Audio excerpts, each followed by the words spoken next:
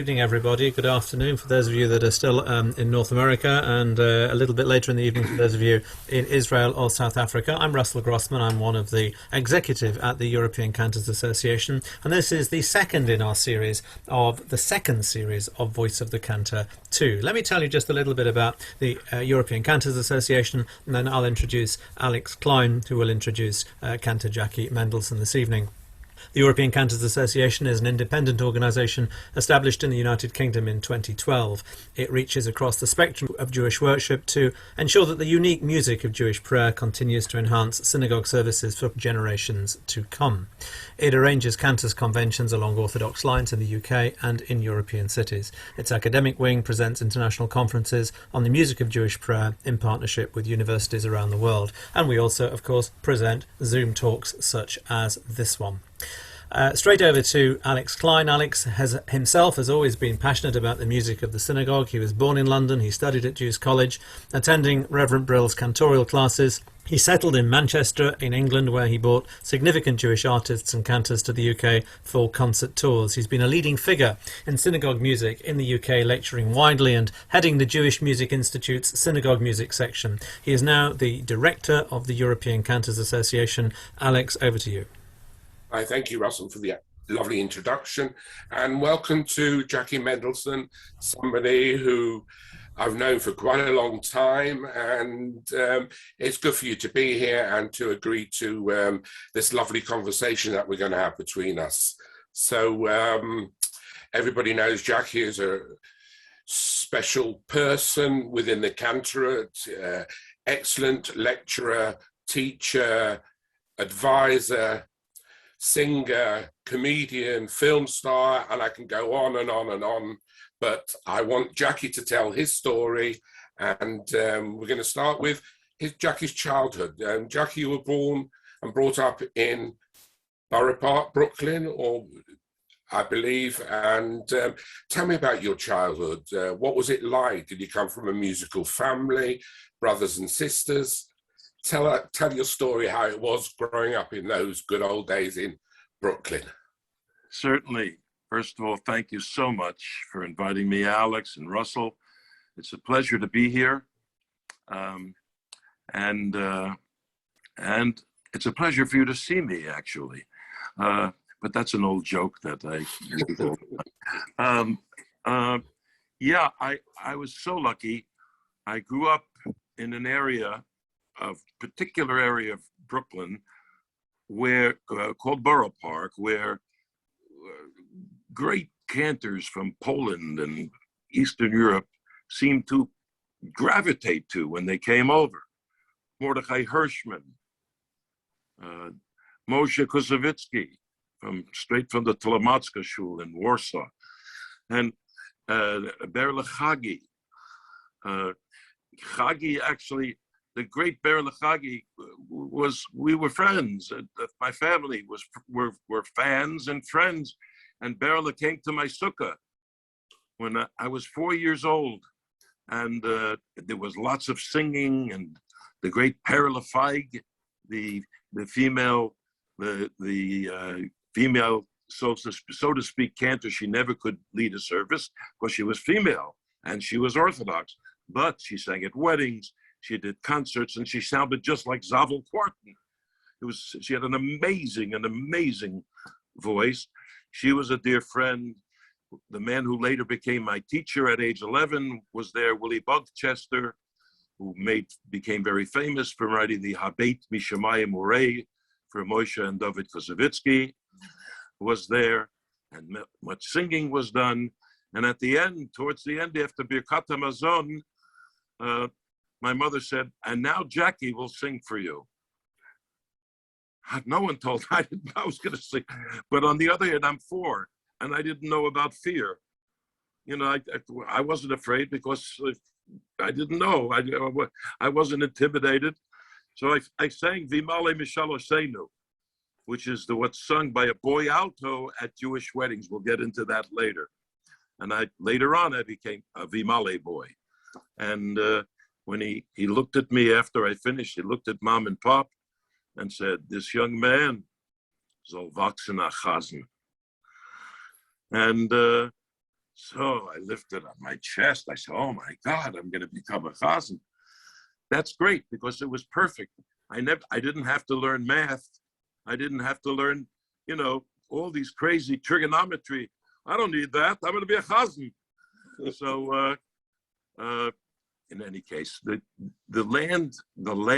place where I grew up had chazonis in the air. Chazonis was in the air. The bus drivers knew chazonis. The cab drivers, the waiter in my father's kosher delicatessen in Boro Park knew chazonis, loved chazonis, specifically was a big fan of Zavel Quarton. Here is your corned beef sandwich. He went like this. He goes,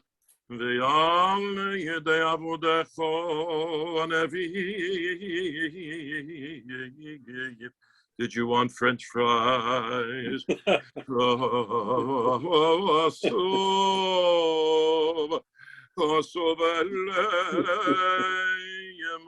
Coca-Cola.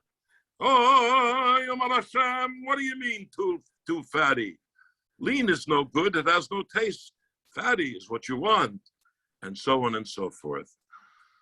My mother and father were huge fans of Chazanut, particularly my mother. If there was a good Chazan davening 5 miles away in the Flatbush Center of Brooklyn, she would get up early in the morning and lead the charge to walking 5 miles in her high heels, and we could barely keep up with her. Not like today, where the women walk to shul and they wear their gym shoes or their sneakers, and then they put on the formal footwear when they get to shul. But she was crazy for chazonis, crazy. And she couldn't be a chazan, so she wanted her boys to become chazanim. Sounds familiar, Jackie. My older brother, my 13 years, my senior, my older brother, Zichrona Levracha, Shlomo, Solomon Mendelson, who was a great mentor to me, became a chazan, and he served one congregation for 45 years in Long Beach, New York. And my father's brother, Nehemiah Mendelson, was a wonderful chazan of Shar Hashamayim, Montreal, one of the largest synagogues in the Western Hemisphere. My Zayda, my father's father, whom I never met, I was born on the 5th York site, named after him, Yaakov ben Sion. My Zayda was a Rav, but he had a gorgeous voice. He would daven Nila, and all of the children had beautiful voices. And many cousins were chazonim. So it was on my blood, and it was in the air. It was all over me. I couldn't miss.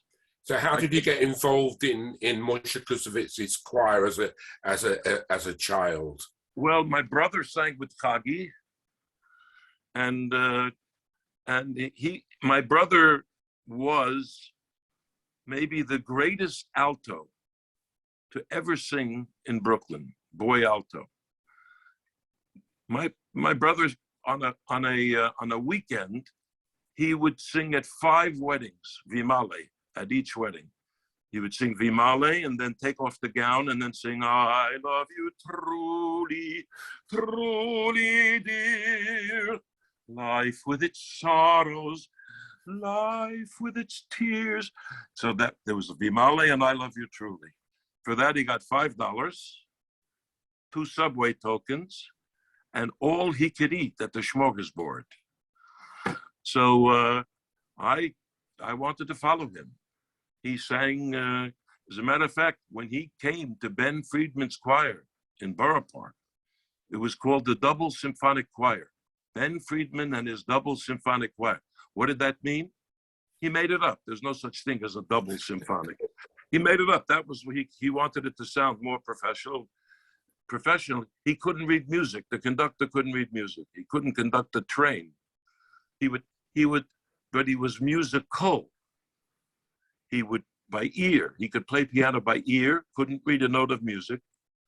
He was also very, he had a temper, a hair trigger temper. And this would take form in hitting us. I never got hit because I was very tall. So I was in the back and he couldn't reach me. So when I did something bad in the middle of the service, there was a kid in the front whose nickname was Tushkila. Tushkila was short, so he was in the front. So Mendelson in the back does something bad, then Friedman hits Tushkila. Poor Tushkila. Because he was handy. He was there and he was in the front. So you're quite disciplined as a child to rehearsals and learning. Yes. There was one rehearsal in Bethel, the great temple Bethel. It was in one of the rooms downstairs with an out-of-tune piano. And the choir was made up of, the adults were Meshuggah, one after the other. They were characters, all of them.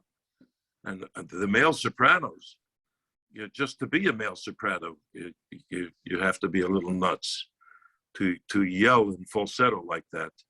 And it was just an amazing. I mean, I could tell you a little story that's slightly off color. What do you think, Alex? Why not? Go for it. Well, here you go. In the choir, there was a tenor named Steinwatzel. Now, we were on a train to Boston to sing with Koussevitzky in a concert in Boston.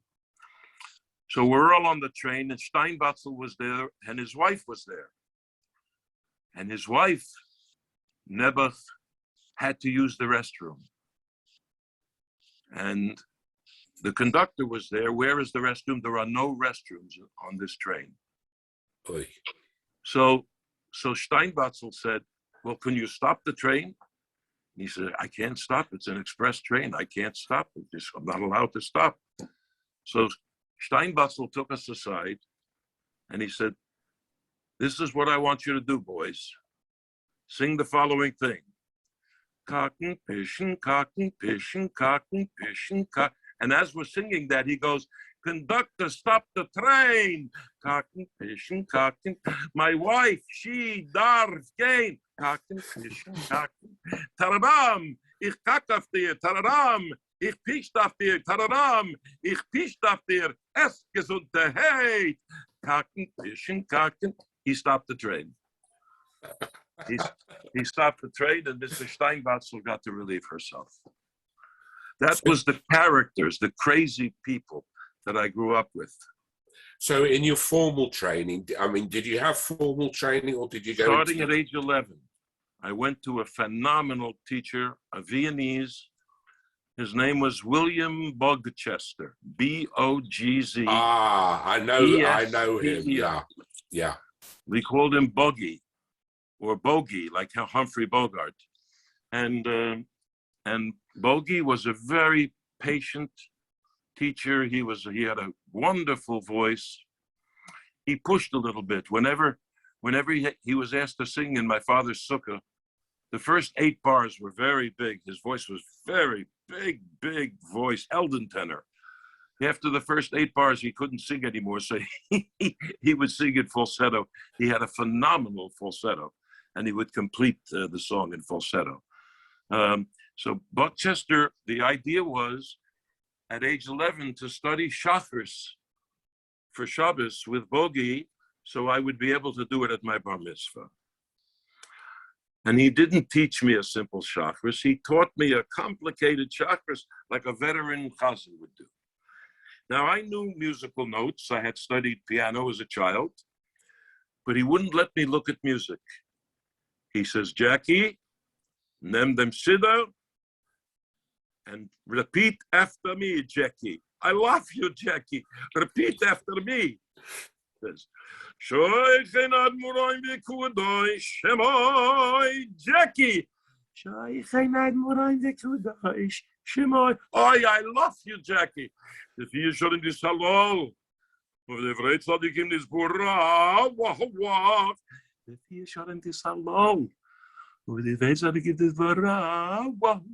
Oi, Jackie, you can do it. This guy, he weighed 300 pounds and he was 5'3". He would answer the door. I would knock for my lesson. He'd answer the door. I'm coming, quick, I'm coming, Jackie, I'm coming, I love you. He opened up the door and this is what I saw. Patent leather, black shoes, patent leather, over the calf socks, men's garters to keep up the socks, and one other article of clothing, his gatkis. And that's it. That's what he wore. Is he the one that composed the famous Habet M'Shamayim Ureh? Yes. He did the famous Did he not teach Herschel Fotz as well? I think it was Herschel Fotz had something to do with him. He might have taught Herschel. He might have taught Herschel. It's very. My brother Oliver Shalom studied with him as a young boy, and he was brilliant. He didn't just teach me davening repertoire. He taught me concert repertoire. He taught me Yiddish lieder and all kinds of songs in Yiddish. He taught me opera. He taught me arias. He taught me songs that, and you know, he was, you know, he was a great fan of opera, and he instilled that in me.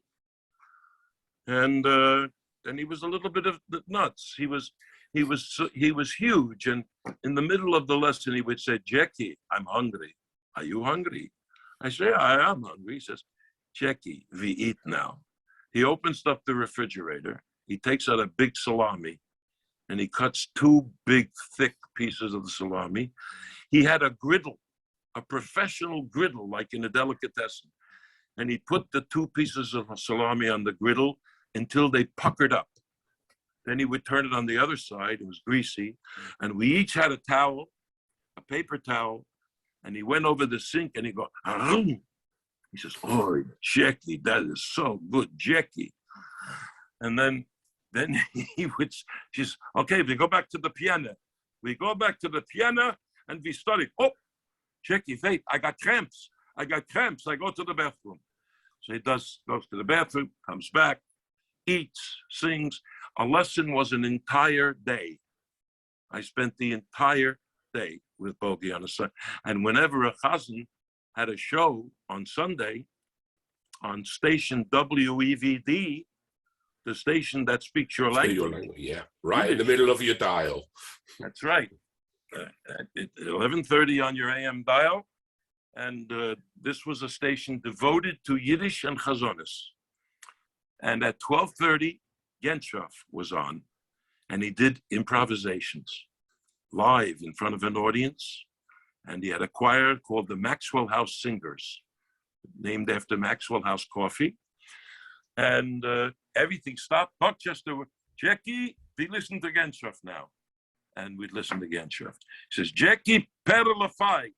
We listened to Perla. She had a live half hour once a week, Perla.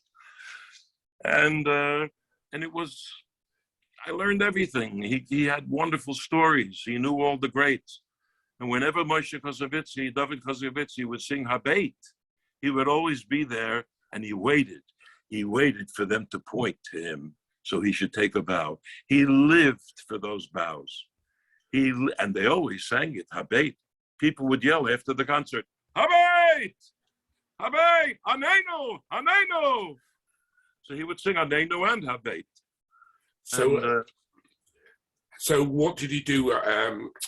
How did you end up then having Moshe Ganchoff of Shalom, Zichron Livracha, as your teacher? Because you had, as you say, Boizetzer, and then privately, and then how did you get to know Moshe?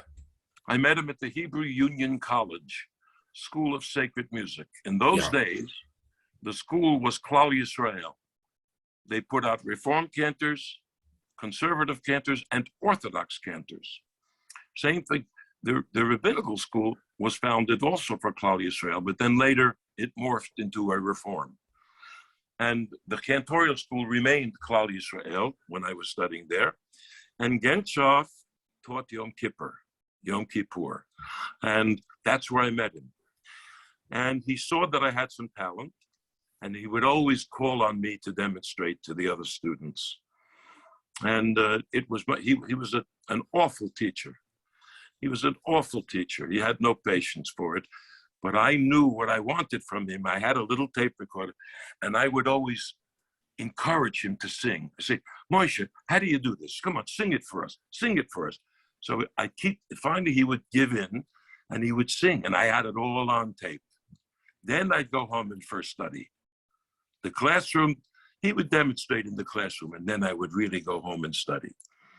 So he liked me. He knew me when I graduated. I called him. I said, Moshe, I want to study with you privately, one-on-one. He said, my pleasure. And I paid him. I started once a week. He lived near Coney Island. Yeah, that apartment. Beach. Yeah. Brighton Beach, Bamyan, right by the ocean. Yep. And he had a little apartment, he and Peggy, and he would also, the lessons were all day long. And we stopped, if the New York Yankees were playing, we'd stop the lesson and watch the baseball game, because he was a huge Yankee fan. And he had Yiddish nicknames for all the Yankee players. He used to sing down the phone to me. I mean, I used to visit him when I was going to New York, and he would say, phone me, phone me, phone me. And as soon as he got on the phone, he said, a new composition. I want you to hear it, Alex. I want you to hear it. So half an hour later, he was still singing to me. So, you know. I stopped. I then began singing him twice a week. Eventually, sometimes I'd see him 5 days a week. It was a real apprenticeship, like in the old country. The way a chazan learned was they moved in and lived with their teacher. Moshe Ganchoff, when he was 18 years old, his father sent him to live with Yehoshua Lind. Lind was his first teacher, and he taught him a complete musical. Lind, based on Ganchoff's voice, created for Moshe a complete musical siddur, starting from Kabbalah Shabbos to the end of Nila. Everything. And he lived with him for a year. And that's how it was done, a true apprenticeship. I know I used to chalish to go to the conventions in the Catskills originally, and if Moshe was there, everybody was chapping him. It was the days when the chazonim were chazonim. Yeah, he was, it was, in those days, you could go to a convention and you could hear Pinchik doing a class in improvisation. I mean, what do you have now? Yeah, I don't even want to talk about it. I mean, it's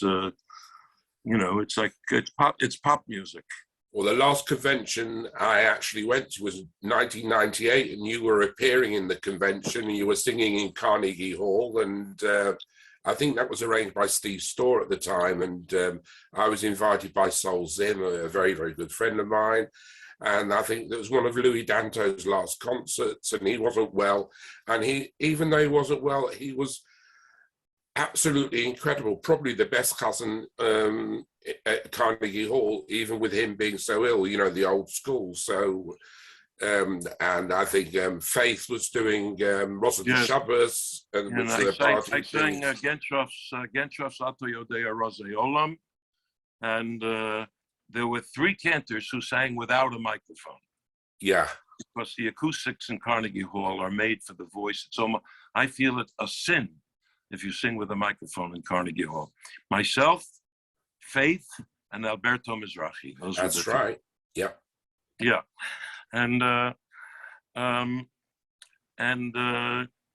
it was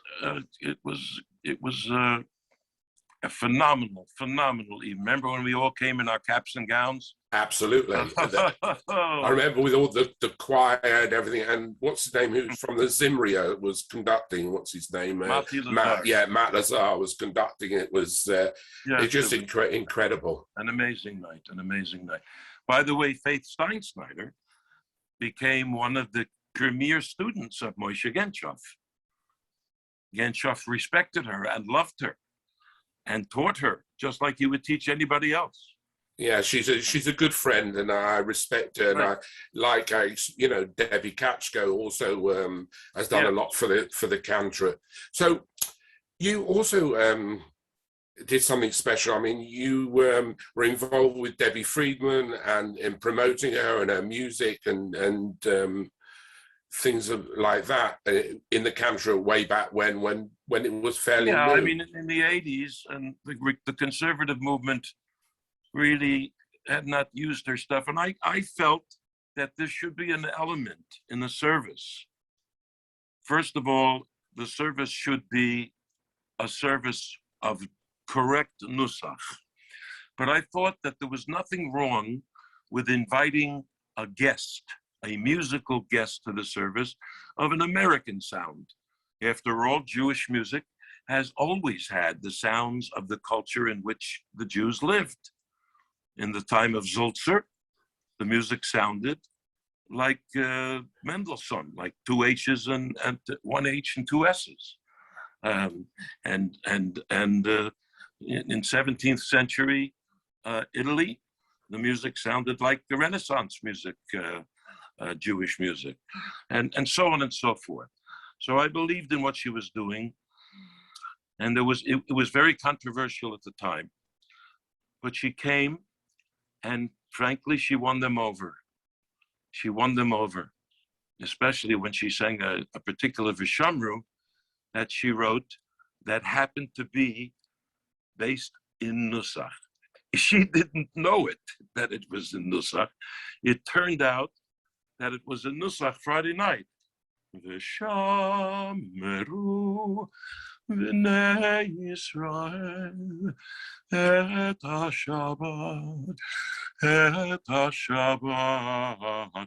la'asot et HaShabbat לדורותם ברית עולם יתגדל ויתקדש שמי רב.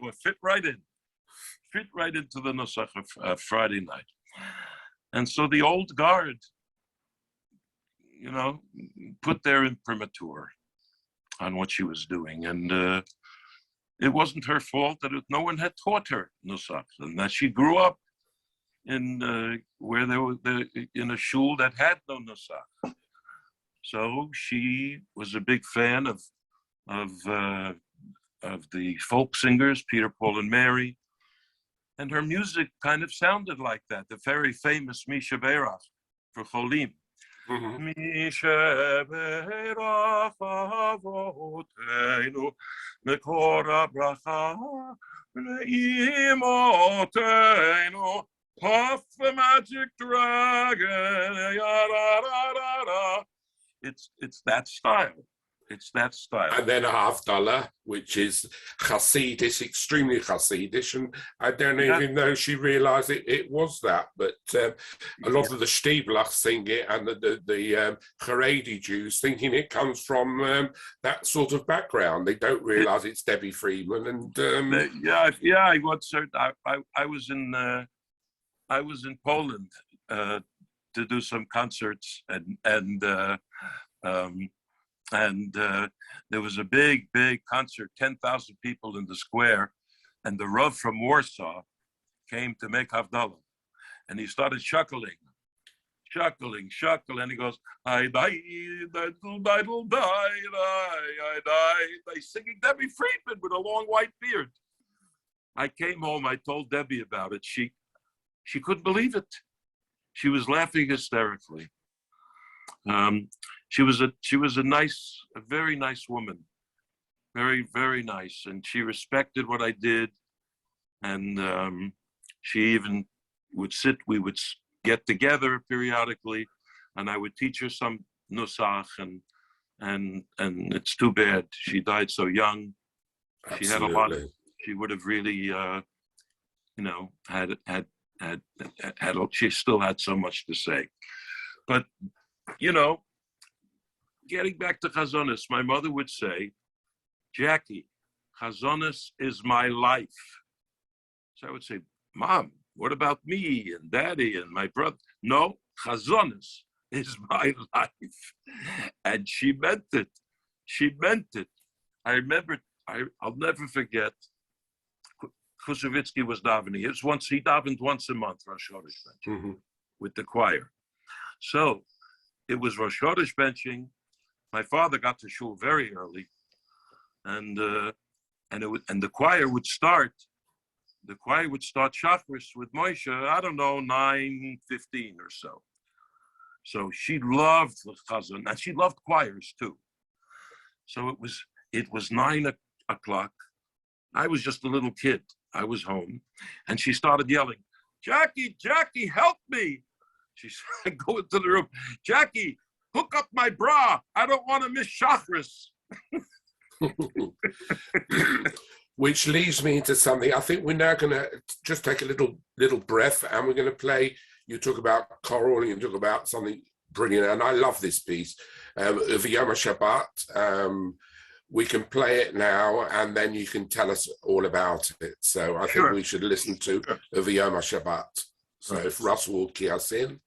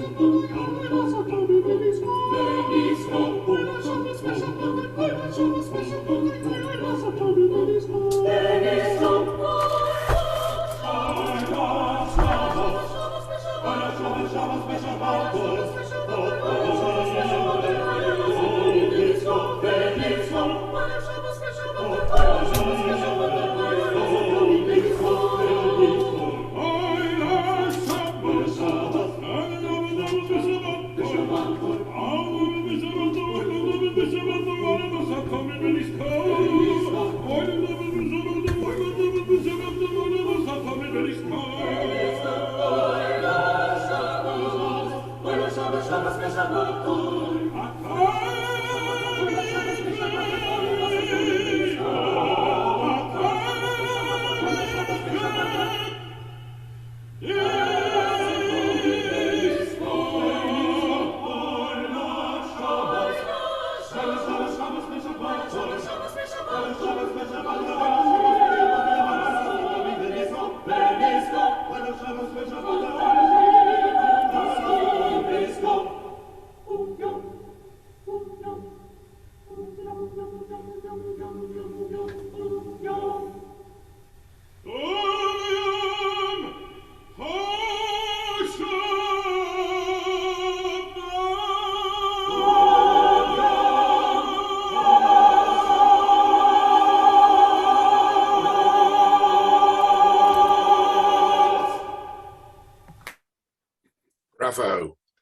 lovely, lovely piece.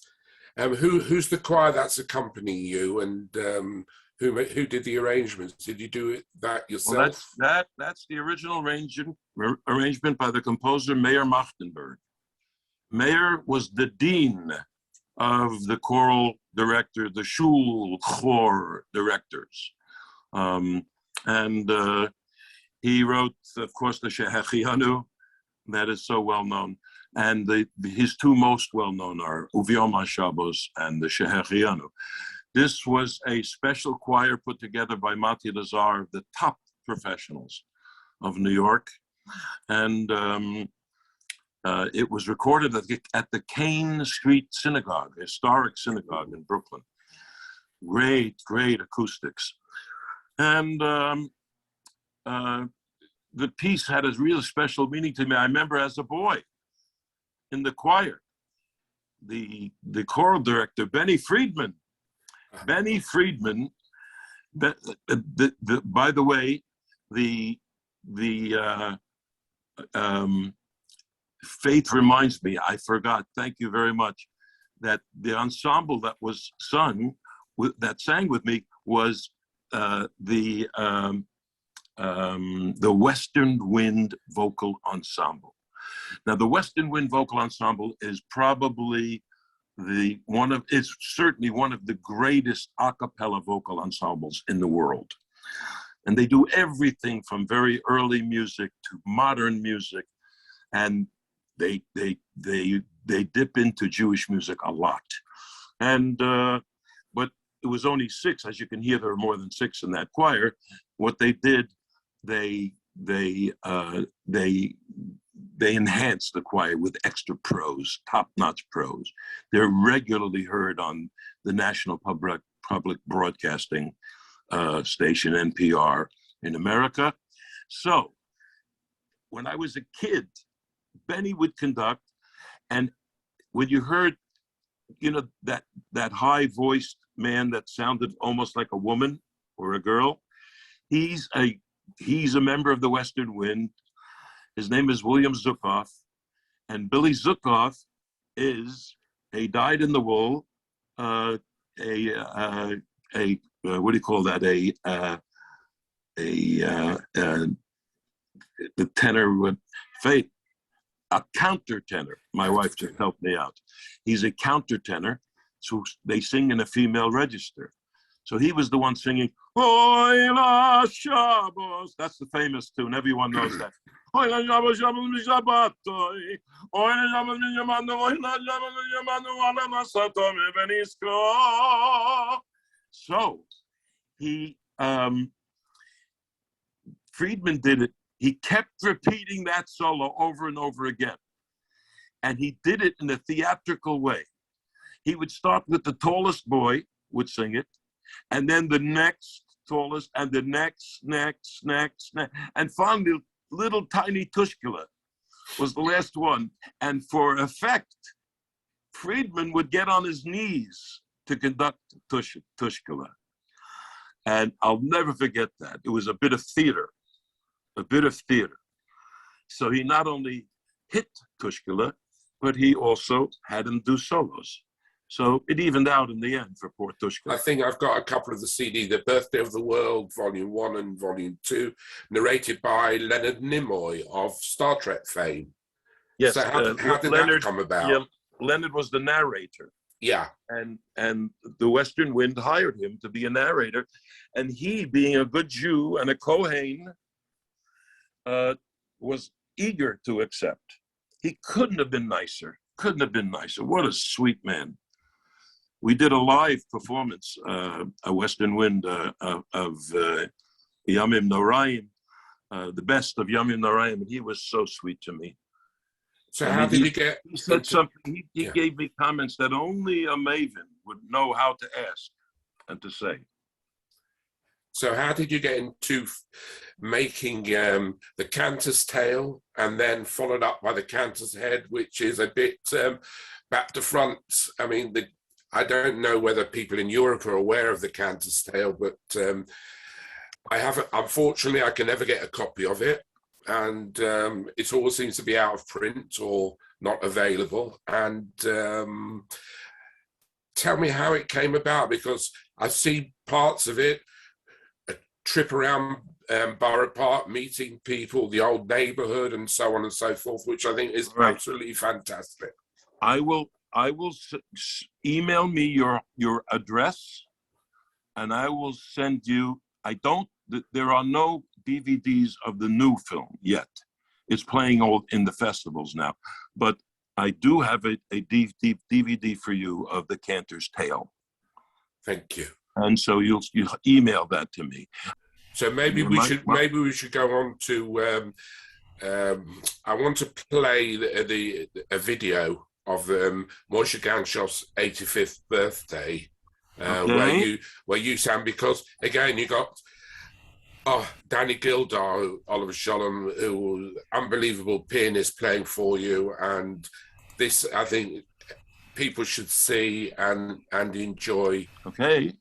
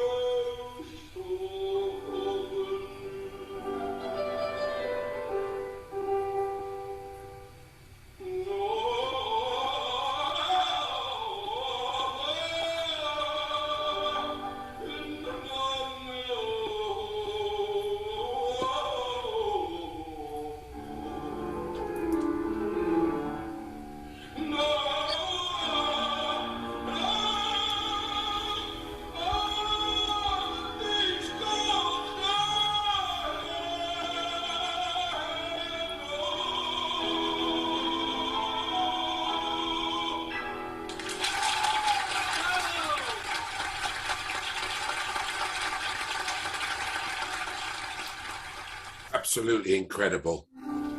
That was my post bar mitzvah concert.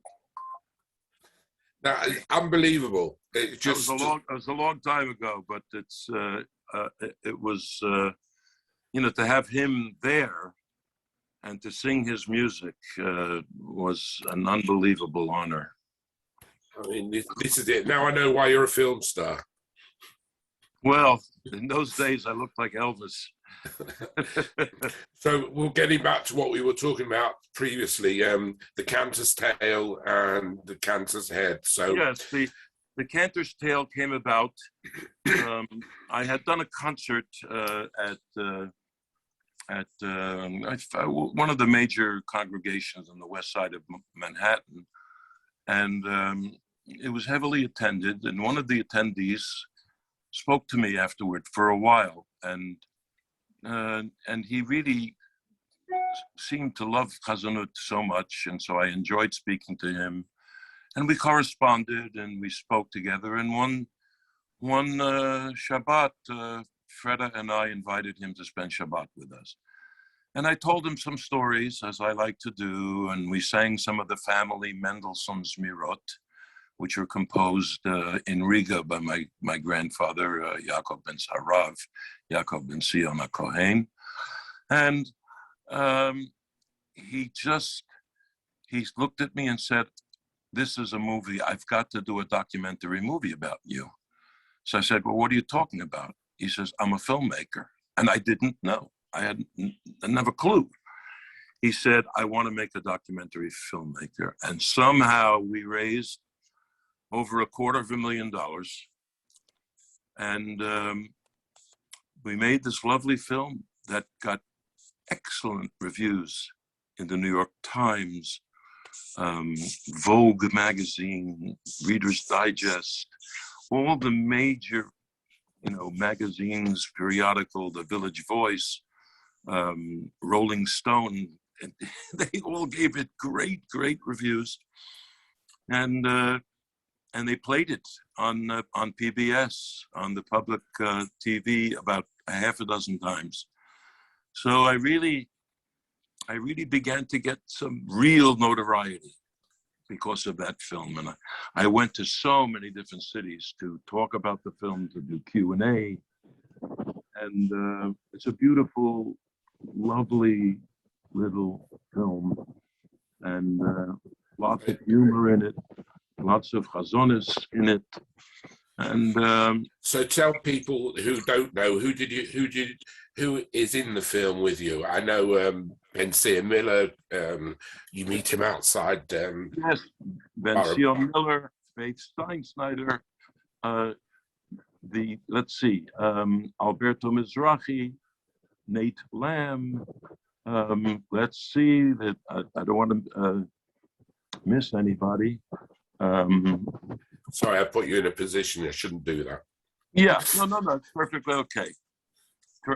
A woman by the name of Tracy Scher, who succeeded my wife when she retired from her Reform congregation, and it was filled with lovely things. I had a little children's choir that sang in it, and it was and I did my routine that I do for the nursery school kids. I got on the floor with them, and all kinds of lovely things were shown in this movie. We should have something about you and Freda singing together, because Freda, they were brilliant times, absolutely Freda brilliant. We sing in the movie together, and the most important, Freda and Daniel. He was only 18 years old then, and he sings and he speaks about his father. And now in the new film, remember, the first one was called A Cantor's Tale, Tale. Mm-hmm. The new one is called The Cantor's Head. Now, so it could be funny if you think of it that way, but the reason he called it that, because it was made around the time of my retirement, 2014. And basically, it's what's going in and what's going on in my head during that time. It wasn't always the most pleasant time. It wasn't the most pleasant time for me. It was a difficult negotiation, and it's talked about in the film. The film is much more serious than the first film. As a matter of fact, it's quite dark in some places, and it balances out with wonderfully funny and humorous items too. And again, Chazanut, and it's about ageism. Never mind the fact that I'm in wonderful shape, and I could still go to the kindergarten and the 3-year-olds, and my voice is still in excellent shape. Never mind.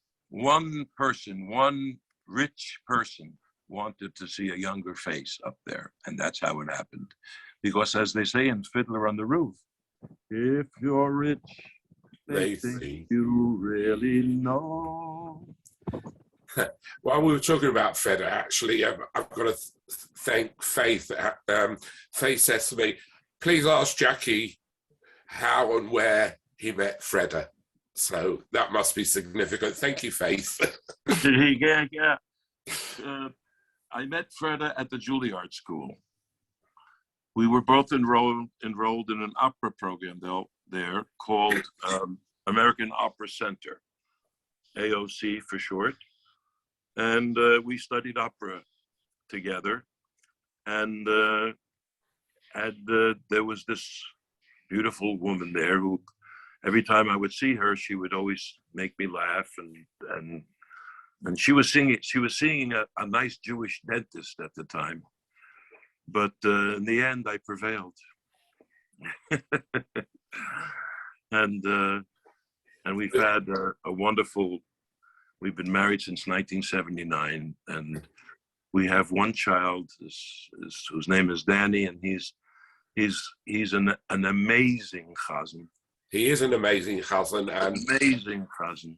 Yeah. To hear you two together, I heard you doing the Sephira in the Lower East Side, which our good friend Benny Rogosnitsky arranged, and it was incredible. You two have obviously this rapport and communication, which nobody you can't learn it. It's something that you've got. It's in your genes. And Danny, I'm extremely impressed with him, and I can see where he gets his chazanut from.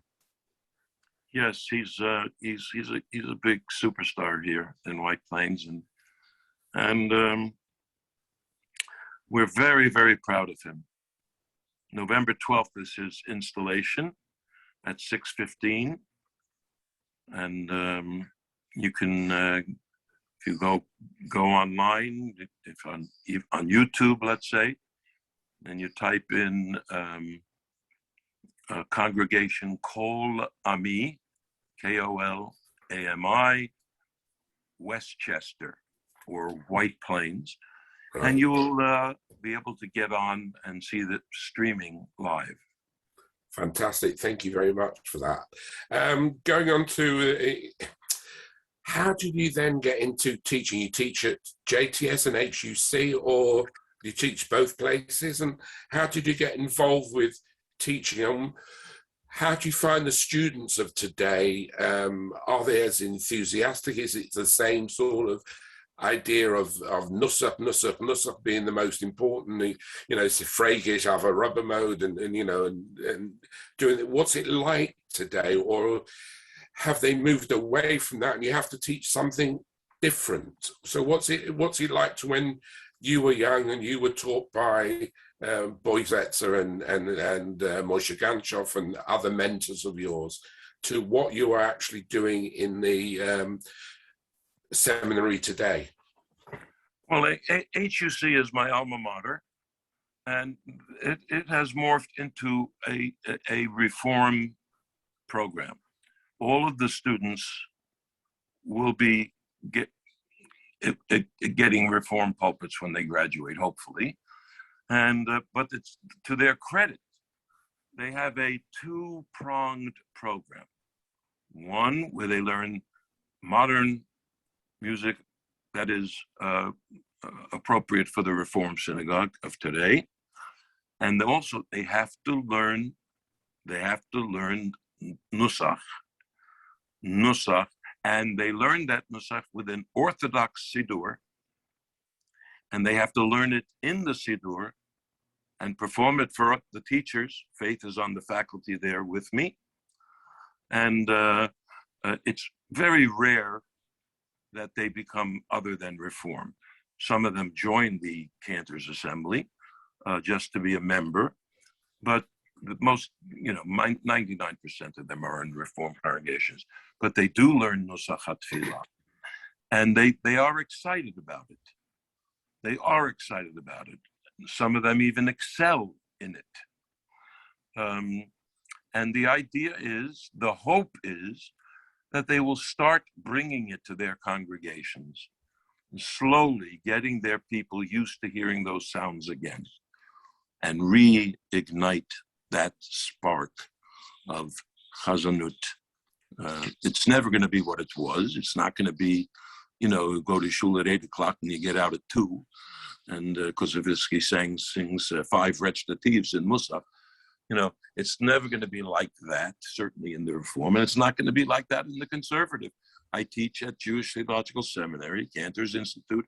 It's actually called the Harvey Miller School, named after its major benefactor, and that is complete Nusach. They study Nusach very seriously there. And I and other teachers introduce for them some American sounding thing, because they're not going to satisfy a congregation of today in the conservative movement if they can't swim in that kind of a service where you hear some American sounds. People demand it, they want it. They want to have the modern. But those tunes are the guest. The host is Nusach. So are there jobs for graduates? Because in the UK, there is no full-time cantor's job. Yeah, there used to be, obviously, we used to have the creme de la creme, but no longer, and which is unfortunate. Well, there's one of our fairly recent graduates. Sorry about that. I guess my wife will pick that up. Okay, I shut them off. One of our fairly recent graduates, Tamara Wolfson. Yeah, Tamara's in London, and she was on our program with Zoe and a few. Yeah. I mean, we had to go to America to get these graduates to come to London. They're all wonderful HUC students, and Tamara in particular, was very fluent in Chazanut and Nusach HaTfilah. I'm very impressed. I was Tamara's, I'm happy to say that I was her mentor, and I met her when she was about 9 years old in my shul, members of my shul, and I had her doing Rappaport's Birkat Kohanim when she was 11 years old. Fantastic. And she did it as a solo, and come up to the bima and sing it as a solo. And with all the Treidelach and the Tnuim and all of this stuff, and she's a very special person. Absolutely. And we're very, very fortunate to have her in London, and her congregation love her tremendously, and as they should, and it's really appreciative. I mean, look at the great teacher, Izzy Goldstein. There we go. There's London boy. A great guy whose father, Jacob Goldstein, was a phenomenal chazan, and again, he was on the radio and in the 1950s in America, and they used to have. I mean, used to pack the shul and the shtiblich when they would finish at 11 o'clock. That audience would come in and stand around and listen to Jacob Goldstein. Izzy, who Nebuch passed away very recently, was the greatest. What a chazan. There is a recording of him on YouTube singing Ganchoff's Tamachti Yesed Osai. In your life, you never heard such dvekus. with Danny Gildar accompanying him. No, And, is he special? Very special Izzy guy. was great. So now HUC is very interesting. HUC, so-called the Reform School, has Izzy on the faculty, myself, Faith, Steinsnyder, all these people who are proficient in Nusach HaTfilah and in recitatives, Ozzy Schwartz. And you got my friend Robert Keevel and Keevel teaches at the seminary.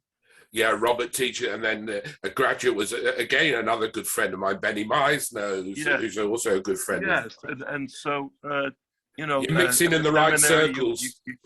There's some good faculty. You have Richie Nadell, who's a lovely chazan, a great musician, and the Israeli. I'm blanking on his name. I feel so bad. He's a baritone. Rafi Frieder. Rafi Frieder. I love Rafi. Well, Rafi, I remember when he was in Jews College and he studied, and he was in London. We lost so many good chazanim to you in America and Canada. Yes. In the choir in Bethel with Benny Friedman, there was a kid. He was older than me by a few years. There was a boy, he was a boy soprano, the best boy soprano I ever heard in my life. His name was Erwin Katz. Later on, he took his mother's maiden name, Montefiore. And he became David Montefiore. I had him in England. David was born in England, and now tell me how he got to America. I'm quizzing you. I haven't a clue, but I brought him back to England. He did a concert for me in Manchester many years ago. Magnificent voice, great guy. And tell me, how do you think he got to America when he was, 11, 12 years old? He stowed away on the Queen Mary. Wow. What amazing, I mean, the I don't know how to say it without a bad word, the Batesum on this kid. I mean, he lived with an uncle. He joined the choir. The minute he opened up his mouth, he would cry. It was so gorgeous. And he sang this for Hu Yashmienu that Faith and I sing a lot. But unfortunately, on a Zoom, you can't have a duet, so we can't do it for you. And coming into that, you have your own program, which is very successful, the Cantor's Couch. So the Cantor's Couch is a one-man play, a live play, with original music written by Jonathan Commissar, who's a graduate of HUC as a cantor, and is a wonderful Broadway composer. And basically, the couch is a reference to my psychiatrist. So I'm sitting in a chair, and the other chair is a blank chair, and it's supposedly my psychiatrist. And then the audience becomes the psychiatrist, and I tell them my life story, and interspersed, of course, are songs, chazanut, humor. There's a great dream sequence where I dream that I've gone to the other side, and I see Moshe Ganchoff and Pinchik and Moshe Eisher, and it's an incredible dream sequence where I sing a piece of Pinchik, I sing a piece of Eisher, and I sing a piece of Kosovitsky, and we've done about 25 shows all across the USA, and now that COVID is somewhat better, they're beginning to bring us back. We've had 3 major productions of the Cantor's Couch that were postponed because of the COVID. And now they're giving me dates to do it back. So it's coming back. Not Atlanta, we did that already, but Dallas and Santa Barbara, California. Oh, it's beautiful there. And St. Louis, Missouri.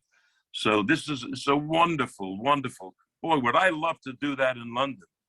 I would love you to, absolutely.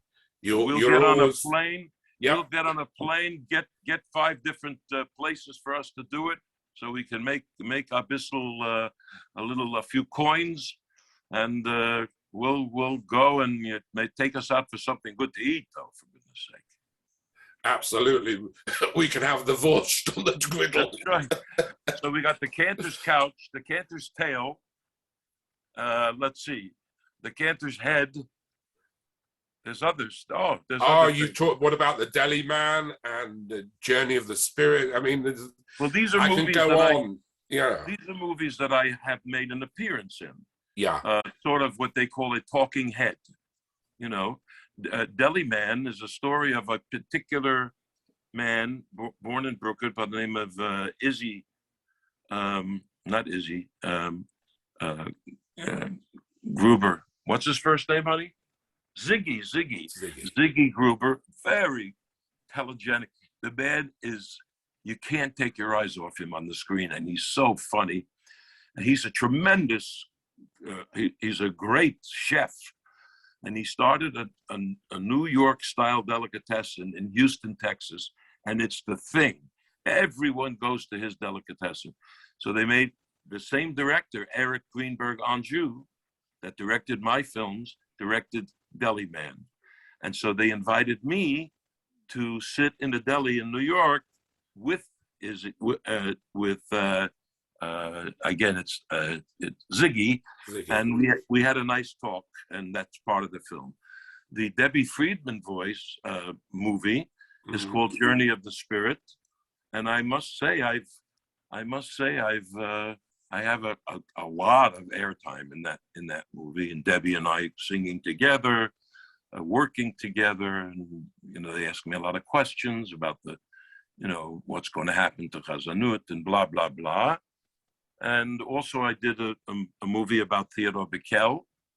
I was lucky to meet Theodore, Bickel, and in New York, and then there's another A Time for Freedom. That's another film, TV. A Time for Freedom is about Sharansky. Yes, it's a you would call it a docu. No, it's based. There's a word for it, or it's an oratorio. Right. And it's based on the words of the trial of Anatoly Sharansky. And in the oratorio is a chorus, a narrator who is also a baritone, and Sharansky. And there are 3 of us who've done Sharansky, and I probably did it more often than anyone else. And I actually we did the oratorio in Yerushalayim, and Sharansky was there with his mother. And here I am, this big strapping fellow, and that Sharansky is about 5'3". Yeah. And so I'm 6 foot, and at the end of the show, he took my score, my musical score. He took a pen and he wrote, "You look just like me." And then he signed his name. Aye. So what's the future holding for you? What plans do you have? Anything on your bucket list, or anything that you in the next few years? There's a lot of talk about the Cantor's Pupik, but we're not sure yet about that movie, and we don't know whether to call it Pupik or Pipik. So there's a big fight going on about that. But seriously, I want to continue my teaching. I also teach privately, one-on-one, and I would like to, as long as I still can, I want to still concertize. I do a good deal of scholar and weekend gigs, if you could say that. Basically, a scholar in the weekend in residence would mean I would daven Friday night, and there would be a dinner, and I would do a drash on my Zayda's Zmiris, a musical drash. Wow. Because within my Zayda's Zmiris is the DNA of Chazonis. So when I was 3 years old singing the Zmiris at the table, I was also unconsciously learning Chazonis. because the Zmiris has chazonis in it, and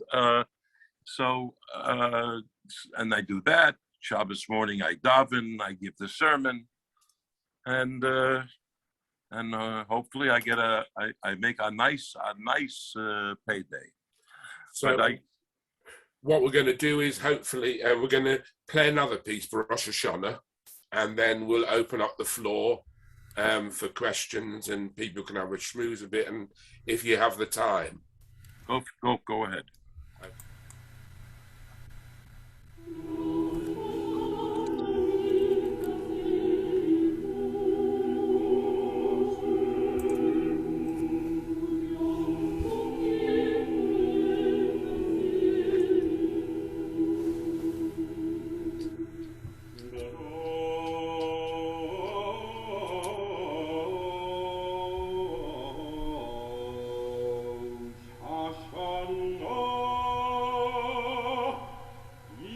Oh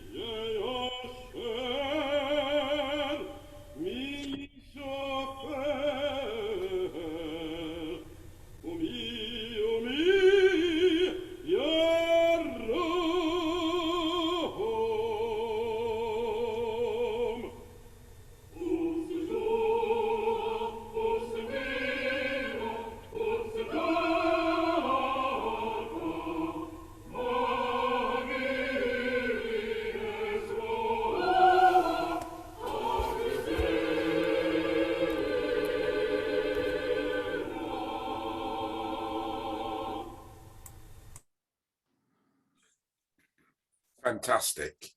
I'm now going to open the floor to anybody who would like to ask Jackie a question. If you can raise your hand or put on the hand up in your reaction box, we'll come to you. I've got a question.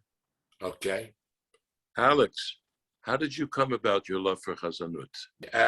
When I was like you, when I suppose when I was a baby in diapers, as you call them, my house was filled with music. My father used to sing around the piano, and we had these great chazonim come round, and I would creep over the banister upstairs, and they would wake me up, and they would kibbutz together, and they would sing, and I don't know, do different sessions, and that's how my love for Chazanut came. And then my father, I think I might have been 4 or 5 probably, to the East End of London to see Moshe Oisha live, and that was mind-blowing. That really got me involved. It was absolutely something special. He came onto the stage, larger than life. There was a piano there and had a microphone in front of him. He threw the microphone away. He spoke only in Yiddish, and he said, I don't want the microphone. I don't need the microphone. And this, you know, like a 1,000-seater, this big theatre in the East End. And he belted it out, and he spoke basically Yiddish only with a few words of English. And I was hooked. And that's how I came. He had a voice like cannons. It was like cannons going off. And of course, his dexterity, and it's nothing like it. Nothing like it. But it's humor and not just the Yiddish, it's syncopated style and everything. And everything you can hear is the nusach orientated. You know, even though it's his own style, you can see that thread of nusach runs through it. Okay, my question is, I belong to Temple Shara Tefillah in Manhattan, and I was doing some background checks on for our history. David Montefiore's name came up as being a cantor there for a while, and suddenly he disappeared. Where did he go to? I don't know where David is. I really don't know. And the other thing that I have to say is we had an intern last year, a woman, cantorial intern. She is a 5th-year student at HUC. She is now an intern over at Park Avenue Synagogue under Ozzy Schwartz. He asked for her, apparently. What's her name? Sydney Lazar. Sydney Lazar. Yes. HUC? Yes, a girl, a woman. Sorry. I'm not sure. I know who that is. Maybe. But she's a student. She's got in her 5th. I think she's in her 5th year now, and she is now an interning over at Park. So Faith recognizes the name. Yeah. I probably have not met her yet because I think she's one of the newer students. She's only recently taken over at Park Avenue from Mira Davis, who's become the cantorial fellow there, Jackie. Right, and Mira is the Shenit, right? Yeah. Mira is one of my favorite students, and very, very talented young woman, Mira. Wow. Yeah.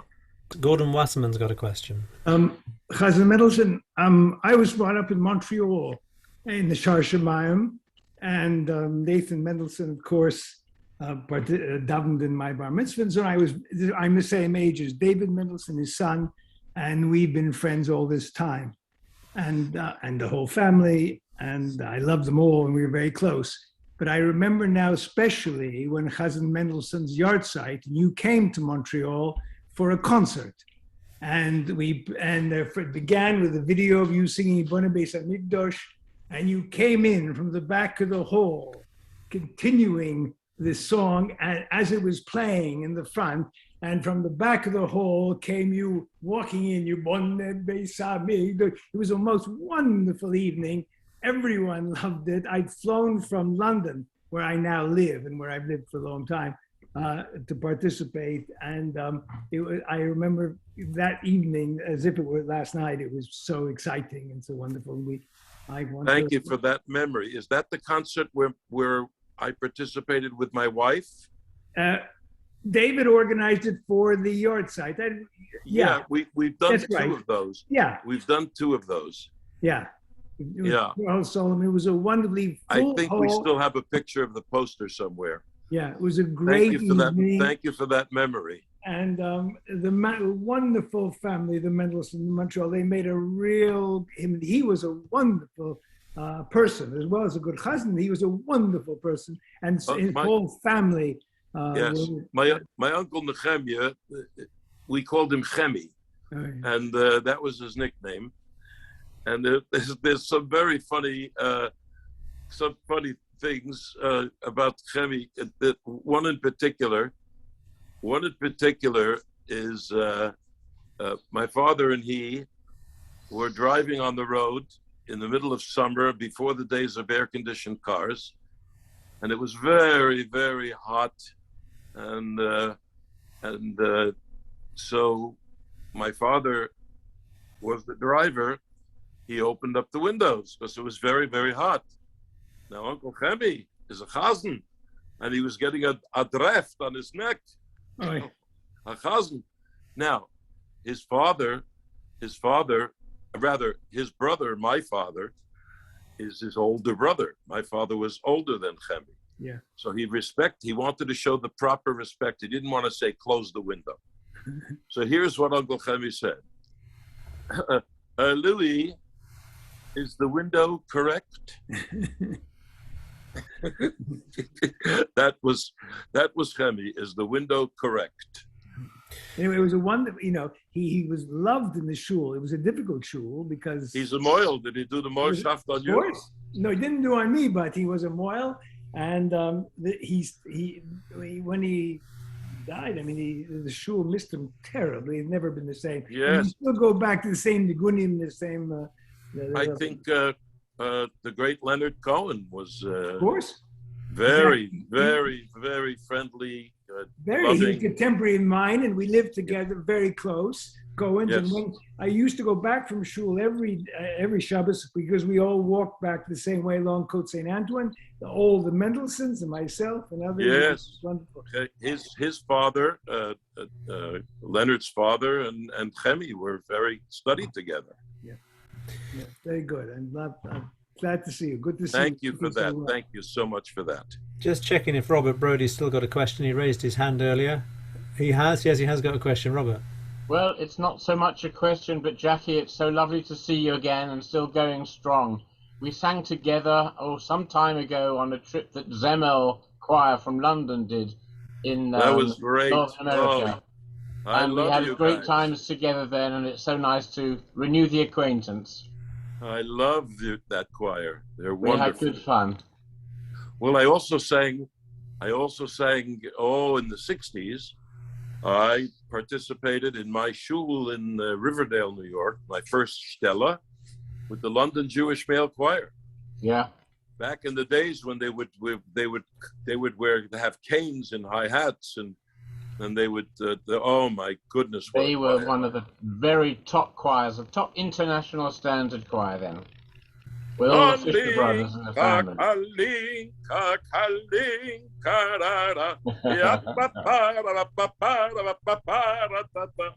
Manny Fisher was great. He was a great conductor.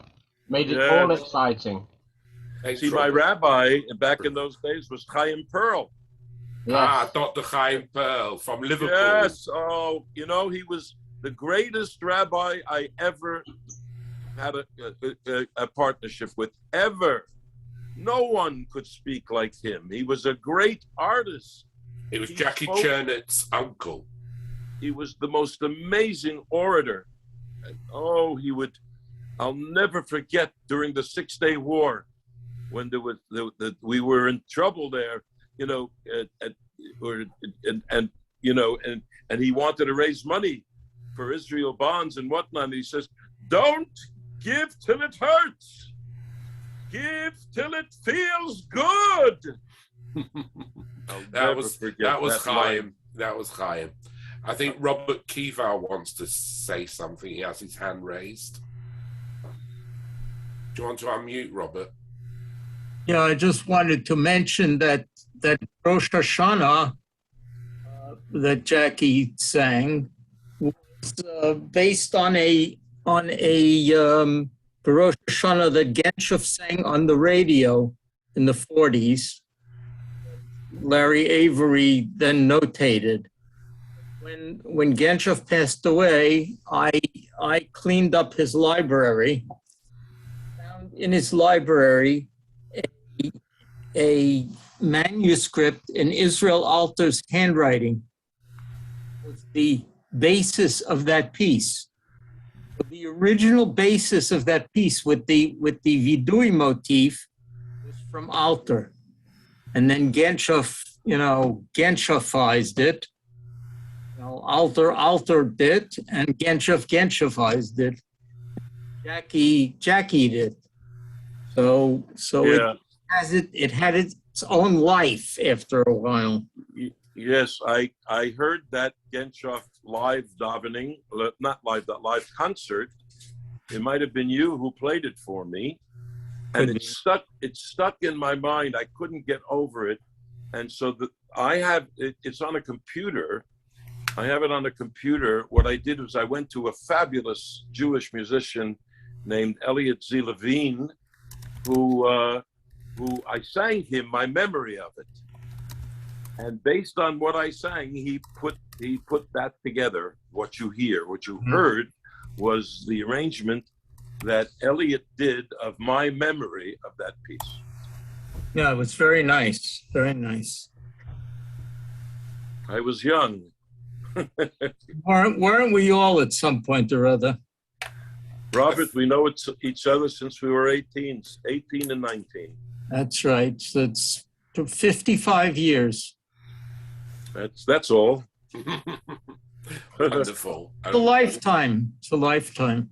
Absolutely. I would love you guys to be with me at our next convention. I keep mentioning it, but if I can make it Budapest, I would love you guys to be with me, because you've become over the years good friends, and I think it's about time we got together to sing together, to have a schmooze together and do something, God willing and COVID willing, that we can do something and live. Of course, between me and Jack and Benny and Alberto, we know some very interesting stories. Some of them that cannot be published until certain people die. So we'll all schmooze together, please God, at one of our conventions. I noticed, I think the last question come from our dear friend Benny Meisner, bless him. And Benny, what do you want to say?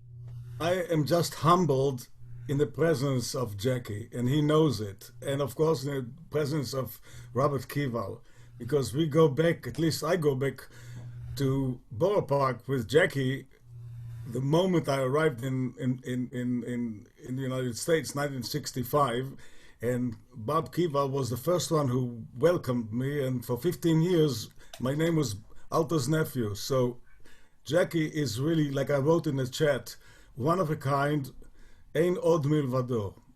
I think it's a mutual admiration society between Jackie and Robert and myself and Alberto and our generation, which we try to elevate from our mentors what we imagined we would give to the next generation. Well, some of our more lucky than others, but I'm very grateful to have known Jackie and to learn from him and from his artistry, and for so many years. I'm your distant cousin from across the pond. Yes, Benny, we love you, Benny. I love you. Ah, bless. So I think a quick Ganchoff story. Right. If you take Ganchoff with you to the Metropolitan Opera to see an opera, you've made a fatal mistake.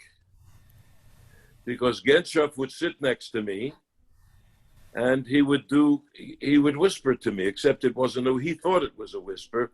It was very loud. And in the middle of the aria, he would mumble and talk on the side of his mouth like a gangster. He's saying, who's this tenor? He's no tenor. The tenor's in the middle of the aria. He said, hey, no tenor. Hey, he calls himself a tenor. And the people are going, shh, shh. And then he would be angry at the people for going, shh. What do you mean here? That's Ganchoff. And he used to take them to the Met. He used to do that at Chazonis concerts too. Yeah, he was very much a,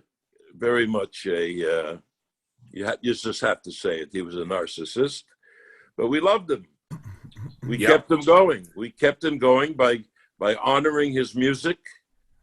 You know, when we stepped in, the Ganchoff had fallen out of vogue. And then all of a sudden, we young Turks, we started to sing his music. And we kind of, in a sense, brought him back to life. I think he taught Melamed a lot, didn't he? Yeah. He was his mentor and actually got him into the world of chazonas from the opera world, if I'm not mistaken. Well, yeah, I mean, you know, Malamud was one of his boys. And I was privileged to meet him, to talk to him, and to know, even though it's for a short time in his latter years, but, you know, you never forget someone like that, like Jan Pearce, who I brought over to the UK, and I want to tell you a quick story, if you don't mind. And I went to the Met to hear Pearce, and I had the opportunity, and you couldn't get tickets, but I knew someone who was able to get the tickets. So after the performance, I knocked on, I went to the stage door, and there was a guy there, and I said, can I please speak to Mr. Pearce? He said, do you have an appointment? So I said, no, but I've come all the way from England to see him specially. So he said, will you hang on here? So I think it was probably because of Jan's curiosity. He invited me in, and he was taking off his makeup, and he said to me, I don't know you, but what's this all about? So I said, I'd love you to do a concert for me in Manchester at the Free Trade Hall with the Halle Orchestra or with accompanist and sing chazonas. So he goes, oi, I only sing chazonas in Passover resorts or, you know, Rosh Hashanah or something like that. But he said, I can't talk to you now, but would you like to meet Alice and where are you staying? And I was staying in Crown Heights at the time. And he said, I'll take a car to pick you up and come to the apartment in Manhattan, to my apartment. So I know he lived in New Rochelle because I visited him after that. So we talked about it. He said, who's it for? So I said, it's for Chabad.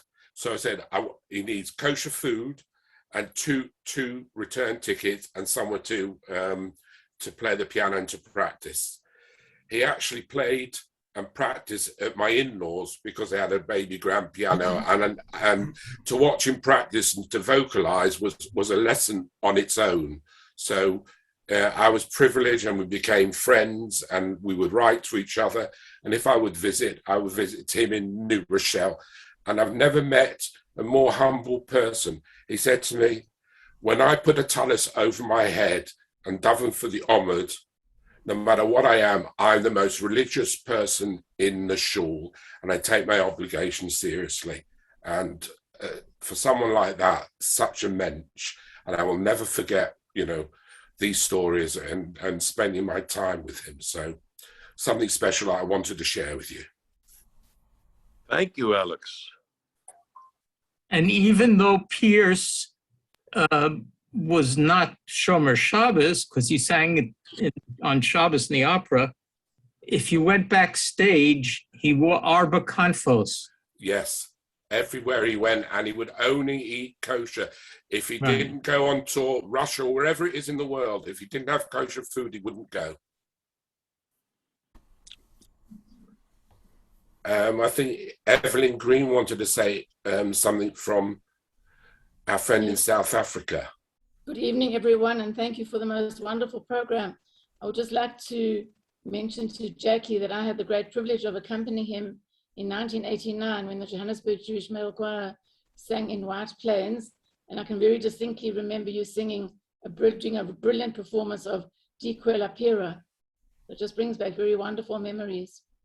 Wow, you look wonderful. It's so good to see you. Thank you, thank you. It was a wonderful concert. So, what a musician you are. Thank you, thank you. Yes, really, that was a wonderful concert. It was, and I distinctly remember you singing Di Quella Pira. It was wonderful, absolutely wonderful. So thank you for a wonderful evening, wonderful interview, wonderful program. Thank you. And carry on singing. I will, you bet. Good. Stay well. And all of Thank you you. out there, stay safe from this horrible magefa that we're going through. Thank you. I would like to call on Geraldine Auerbach to say a few words before we close the procedure. And thank you, everybody, for attending. Thank you, Jackie, for a magnificent evening. And we've all loved every minute of it, and we can go on for hours and hours and hours. So, Baruch Hashem, please God, you should be in good health and in good spirit and continuing entertaining all of us for many, many, many years to come, till 120, please God. Amen. Thank you, Alex, and thank you for asking me to say a few words. Really, there is nothing more to say. It's been a wonderful evening. You've said it all. Jackie said it all. Wonderful people have endorsed it and said everything. It's been a really lovely conversation. Very memorable things have been said. And what's lovely is that it'll be recorded and people can listen to it over and over again. And thanks everybody for being with us. We'll be back again in 2 weeks' time. And Alex, can you just mention who's going to be your next victim? Moshe Dabina, a very dear and old friend of mine, is going to be our next program. And Moshe has given so much to the Cantor in the UK.